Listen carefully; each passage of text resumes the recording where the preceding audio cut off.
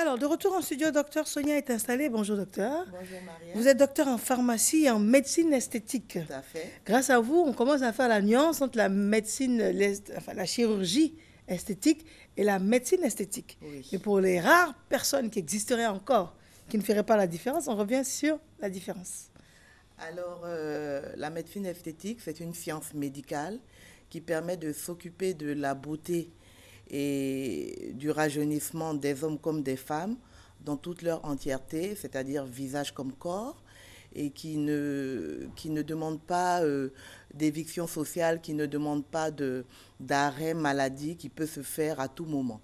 Par contre, la chirurgie esthétique, qui est aussi une science qui s'occupe également de la beauté, surtout du rajeunissement et on va dire de tout ce qui est technique de minceur ou de affinement du corps, mais qui demande une chirurgie, donc une hospitalisation, des bilans pré- et post-opératoires. Voilà, donc aujourd'hui, la médecine esthétique est un relais. Elle permet de ne pas aller à la chirurgie esthétique trop tôt ou dans des cas, sauf dans des cas, je vais dire, extrêmes. D'accord. On parle du masque de grossesse. Il y a Oui. des solutions en médecine esthétique. D'abord, Oui. qu'est-ce que c'est que le masque de grossesse? Alors, le masque de grossesse, c'est une hyperpigmentation, c'est-à-dire, on va dire, des taches plus sombres, plus noires, qui sont dues justement à une combinaison et du soleil et des hormones que la femme sécrète beaucoup plus pendant sa grossesse. D'accord. Et c'est localisé où généralement? Alors, généralement, c'est localisé au niveau du visage, souvent au niveau du front, des pommettes, du menton. Également au niveau du ventre, hein, pour toutes celles qui ont été enceintes, il y a cette fameuse ligne sur la ombilicale, sur le tracé au milieu du ventre. Il peut aussi avoir des plaques sur le ventre. Vous pouvez en avoir aussi de temps en temps sur le dos, le haut du dos et la poitrine également. Voilà. Mais essentiellement sur le visage, surtout que le visage est la zone la plus exposée au soleil. D'accord. Voilà, c'est la zone la plus exposée au soleil. Donc, ce mélange, justement, cette combinaison et du soleil et des hormones qui sont plus évidentes pendant la grossesse, crée justement ces masses de grossesse. Alors, masque, quand on entend masque, ça veut dire qu'on enlève le masque, après ça part? Après, ça part. Seulement, il y a certaines personnes qui, malheureusement, gardent des masques. Ah bon? Et oui, ça arrive. Il y a des dames qui, au fur et à mesure de leur grossesse, certains masques partent, d'autres restent. Et justement, c'est pour cela que nous essayons d'intervenir, parce qu'il y a des masques qui sont tenaces, on va dire ça comme ça. Sinon, ça peut partir tout simplement. Ça, c'est possible. Mais on peut ne pas en avoir? On peut ne pas en avoir, on peut se préserver. Et c'est à cela qu'il faut avoir justement certaines mesures. Déjà, la première chose, nous avons parlé du soleil. Alors, ce qu'il faut savoir, malheureusement peut-être, c'est que le masque de grossesse attaque plus les personnes de teint mat ou sombre. Plus vous êtes foncé, plus vous avez ce masque de grossesse, parce que vous avez beaucoup plus de mélanine. Et d'ailleurs, dans les pays occidentaux, les brunes sont plus sujettes au masque de grossesse que les blondes. Voilà. Donc, la première chose, c'est déjà se protéger du soleil. Alors, quand on est enceinte, je dis souvent, éviter de sortir entre 11h et 16h, qui sont les moments de pic solaire.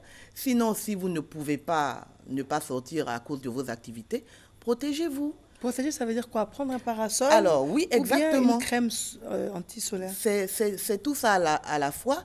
J'ai vu que dans certaines régions, comme les Antilles, les femmes là-bas, et je vous parle de toutes les femmes en général, vous les voyez avec des grands chapeaux, des lunettes de soleil. Alors nous, ici en Afrique ou dans nos pays, on dit souvent que les chapeaux, c'est pour, entre guillemets, les blancs, mais au contraire, c'est pour nous, c'est nous qui avons du soleil. Alors donc se protéger, c'est exactement mettre des chapeaux ou des grands foulards, si vous préférez, mettre des lunettes de soleil et surtout mettre des écrans solaires. Alors nous faisons ce combat où nous voulons faire comprendre à la population noire, de peau noire, que l'écran solaire, c'est pour nous.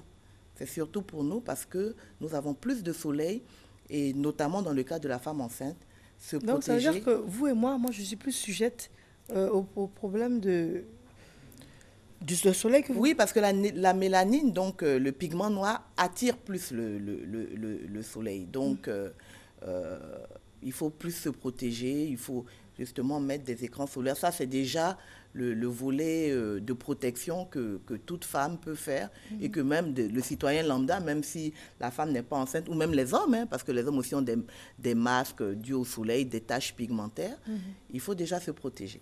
Très bien. Ça, c'est la première chose. Ouais, des choses. Bon, maintenant, si malheureusement on n'a pas écouté Docteur Sonia à temps, et puis on a déjà le masque, quelles sont les astuces pour s'en défaire? Alors, pendant la grossesse, pas grand-chose. Pas grand-chose parce que il faut éviter justement d'agresser le bébé qui est là. La seule chose qu'on peut faire, c'est une technique qui s'appelle le LED, qui est une lumière éclaircissante qui permet au moins de maintenir et de limiter les dégâts. Mais juste après, le plus tôt possible, hein, c'est vrai que les premiers mois sont consacrés au bébé, mais sans plus tarder, dès le deuxième, troisième mois, en fonction de la disponibilité de la nourrice, il faut justement attaquer avec des techniques qui sont notamment les peelings. Les peelings, ce sont des exfoliations avec des produits chimiques, donc qui permettent justement, au fur et à mesure des soins, d'enlever ce masque-là, toujours accompagné du lait dont je parlais. Et en plus de cela, si le cas est un peu plus grave, on peut ajouter les lasers, mais qui, eux, sont plus utilisés au niveau des vergetures naissantes. D'accord. Donc, ça veut dire qu'après la grossesse, rester tranquille, se mettre du beurre de karité, puis se dire, bon, d'ici un mois, ma peau va redevenir normale, c'est pas possible. Bon, je ne dirais pas que ce n'est pas possible. Je dirais tout simplement que cela dépend de la peau de la personne et aussi de l'âge. Toute femme remarque que les premières grossesses qu'elles ont eues en vingtaine d'années ou très tôt, la peau ne réagit pas de la même façon que quand on a un enfant à 30 ans ou quand on a un enfant à 40 ans. Voilà. Donc, le beurre de karité est très bien. Je préconiserais même le beurre de cacao qui est même encore mieux, qui lui, quand il est utilisé régulièrement, peut faire même partir certaines vergetures ou les estomper.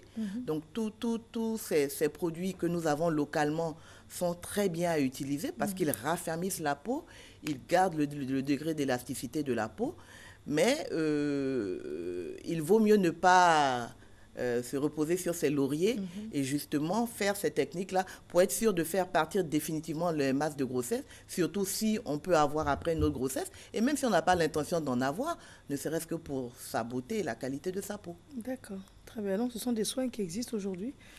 Ce sont des soins qui existent aujourd'hui, qui sont disponibles.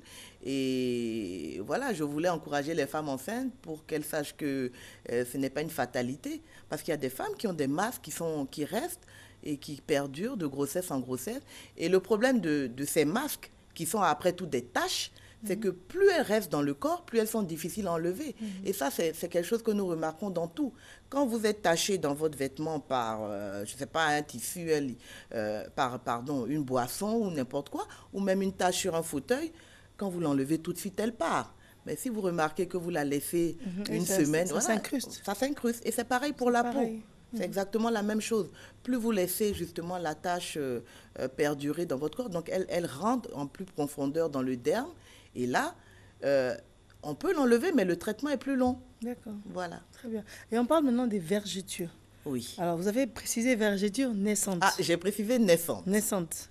Donc, ça veut dire que la dame qui a sa 4e grossesse, qui a le ventre lézardé, est-ce qu'il n'y a pas de solution pour elle? Comme ce que l'on voit là, d'ailleurs, si.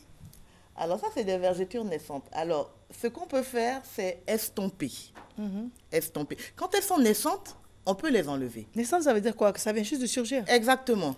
Exactement. C'est-à-dire que ce sont des vergetures qui ont apparu pendant la grossesse, ou s'il ne s'agit même pas de grossesse, que ce sont des vergetures qui ont apparu récemment. Prise de poids, perte de poids. Voilà, exactement. 1, 2, 3, jusqu'à 6 mois. Donc, ce sont des vergetures récentes.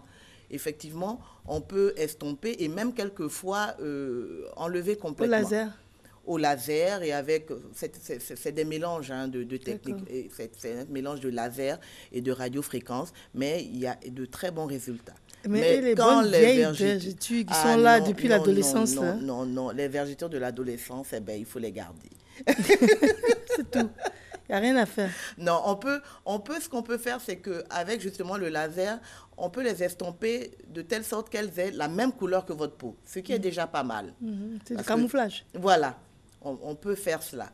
Mais les vergetures les plus difficiles à enlever, sinon qu'on n'arrive pratiquement pas à enlever, ce sont les vergetures dues aux produits dépigmentants. C'est ce que j'allais vous poser comme question. Ah oui. Les femmes qui se dépigmentent au point d'avoir des autoroutes comme ça, c'est comme ça qu'on appelle ça. Oui. Ici, comme ça, là, qui font un bustier. Oui, parce que sur la poitrine, souvent, ou bien sur c'est les bras. localisé, effectivement. C'est localisé au niveau de la poitrine, des bras. Donc, c'est pas joli du tout. Et le drame avec ces vergetures, c'est que quand elles commencent à venir, elles continuent. Même quand la personne arrête le produit, elle continue parce que ça a été une cassure interne. Et voilà, Et c'est la peau qui est fragilisée à cause de l'agression? Oui, la peau est fragilisée parce qu'elle a été agressée, elle a été, voilà, traumatisée Il n'y a pas de par des recours pour produits. Ce serait la chirurgie esthétique? Non, même pas. Non, Même pas. non. Pas vraiment. Non, pas de la chirurgie esthétique. Ce serait justement d'intervenir très rapidement, mais la seule chose qu'on peut faire, c'est justement camoufler pour que ça ait un peu la couleur de la peau. Mais ce genre de vergetures, en général, ne partent pas. C'est bon à savoir. C'est vraiment bon à savoir. Quel est votre mot de fin? Ben, le mot de la fin, c'est que j'encourage les sœurs, les dames à s'entretenir, surtout quand elles sont enceintes. Je voudrais aussi que la peau noire, le peuple noir, il faut que nous sachions que nous devons nous protéger du soleil, que le soleil est agressif pour notre peau. Nous pensons qu'il ne nous fait rien, mais c'est faux. Donc aujourd'hui, c'est important de se protéger avec des crèmes solaires. On pensait que c'était vraiment les Européens qui devaient se protéger et non pas nous. C'est ce qu'on imaginait jusqu'à présent. Oui, on imaginait parce qu'eux, ils ont plusieurs saisons et c'est vrai que quand ils sortent, après être restés pendant longtemps dans la saison d'hiver, tout de suite le soleil, ça peut paraître agressif. Mais non, nous aussi, nous devons nous protéger du soleil. Vous imaginez du soleil depuis qu'on est bébé, année après année, année après année. On ne le sent pas quand on est jeune. Mais vous voyez les personnes d'un certain âge, de la peau noire, qui ont souvent de grosses plaques noires au niveau des joues, ce sont des taches solaires, ce sont des taches dues au soleil. Donc si très tôt, à partir d'une vingtaine, trentaine d'années, on commence au moins à se protéger du soleil, ne serait-ce que quand on sort le matin, on évitera énormément ces taches et également ces masses de grossesse. Vous êtes très bonne conseillère, on vous joint comment? Merci. Alors, nous sommes joignables au 08 30 40 90 et au 07 01 43 75. Christelle Akusa à la réalisation et une équipe de personnes que vous ne voyez pas se joignent à moi pour vous remercier d'avoir été là et vous donner rendez-vous dès demain matin 6h et ce jusqu'à 8h. Et d'ici là, prenez soin de vous et des autres. Au revoir.